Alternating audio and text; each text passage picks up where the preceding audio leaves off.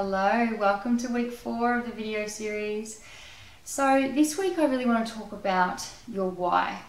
Why do you do the things that you do? Why do you have the friends that you have? Why do you eat the way that you eat? Why do you go to the gym? Why do you do the exercise that you do? Why do you watch the TV programs that you watch? All of these things, there is a why to them. And I really want to encourage you to start getting conscious as to why you do them. So let's look at TV, for example. So why is it that you watch the TV shows that you watch? It can be the news, it can be reality TV shows, it can be the latest drama that's on TV. Whatever it is it because you love to do it and because you do it to relax or to engage in something different or to learn? Or is it possibly because all of your friends are watching it and you kind of feel you've got to be included in that? And if you go to school tomorrow, or if you go to uni tomorrow, or work tomorrow, or go to dinner with the girls next week and they're all talking about it and you have no idea what they're talking about, you're going to be left out. There is a very common pattern that we tend to stick to, and we either do things out of love or out of fear. If we do things out of fear, we do things because we're expected to do them, or because we should do them, or because if we don't do them, we're going to be left out, or if we don't do them, we're not going to be good enough, or if we don't do them, the people that we want to impress won't be impressed by us, or worse yet, won't even notice us. If we do things out of love, it's doing things because we want to do them. It's doing things because they make us feel better, or because they inspire us, or because we learn something from it, or because we get creative with it, whatever it is. I want to introduce the notion of doing things for the right reasons. Find your why and make sure that it's the one that's loving as opposed to the one that's fearful. So how is the way that you eat?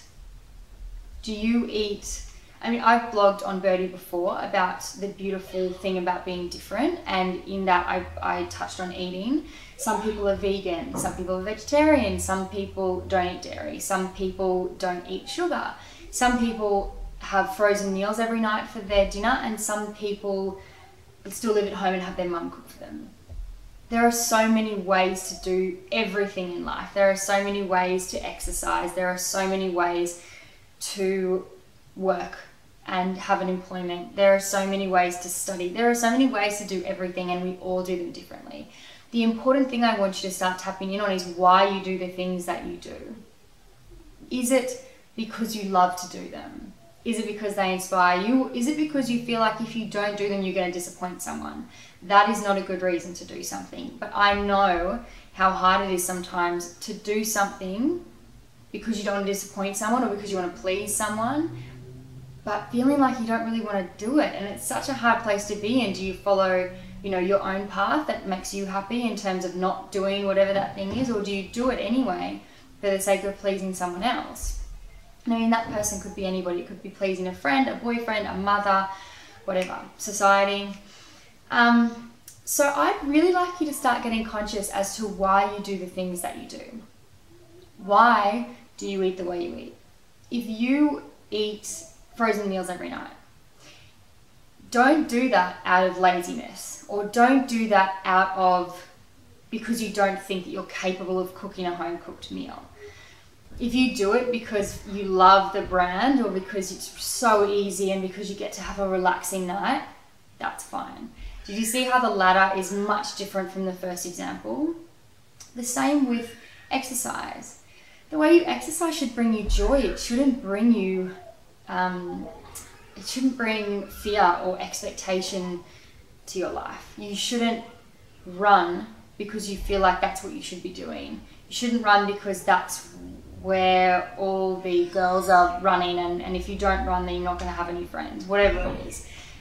Instead, if you want to do boxing because it excites you and because you kind of get to burn a lot of energy and it's high intensity, then do that. It's better to do something on your own because you love to do it or because you're really interested in doing it, as opposed to doing something you really don't enjoy. That affects how you feel in general, and that can creep into all sorts of areas in your life. So I want to get you really clear on why it is you do things, all sorts of things. Why do you eat the way you eat? Why do you exercise the way you exercise? Or why don't you exercise? You know, there might be a period in your life where you're not exercising, and it's like, are you not exercising because you're giving your body a break and because you can tell that it just needs a bit of stillness for now? If that's the reason, beautiful.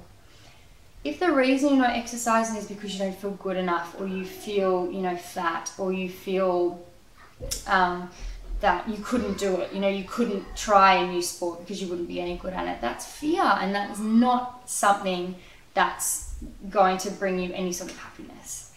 The thing that I really want you to take away from this is getting really clear on why you do the things you do. Why do you hang out with the friends you hang out with? Do you have them because they bring so much happiness to your life and they really, really serve you, and they, you know, you do fun things together and they make you feel good and they support you? If those are the reasons you have the friends you have, then that is perfect. If you look at your friendship circle and you're actually with them because you're scared that you won't be liked by them if you're not friends with them, or you're scared that they're going to ridicule you or judge you if you're not friends with them, or that you won't be popular if you're not friends with them, or that if you're not friends with them, who am I going to be friends with? It's a big question. If some of those reasons resonate with you, then I really encourage you to look at why it is you're friends with those people, or why it is you eat the way you do, or why it is you have the job you have. So many things in your life to think about. What is your why? So I suppose what I want you to take away from this video is that I just want you to get conscious as to why you do the things that you do, why you go about life the way you go about life. And you can break it down into so many more categories than the ones I've just used.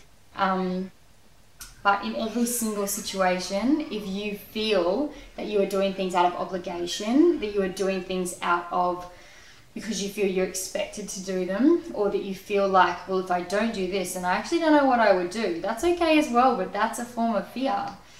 So just get really clear in your life as to why you do things.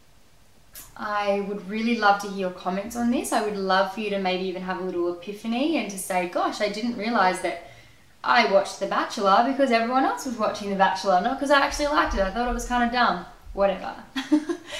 It can be anything. So I'd really love you to share it in the comments below. Let me know what you were doing out of fear that you didn't realize you were doing out of fear, or let me know what you're doing because you'd love to do it even though it might be silly. There's no right or wrong with this. It's all a very personal thing. But I hope it made sense to you, and I hope you have a beautiful day, and I can't wait to read your comments below. Bye.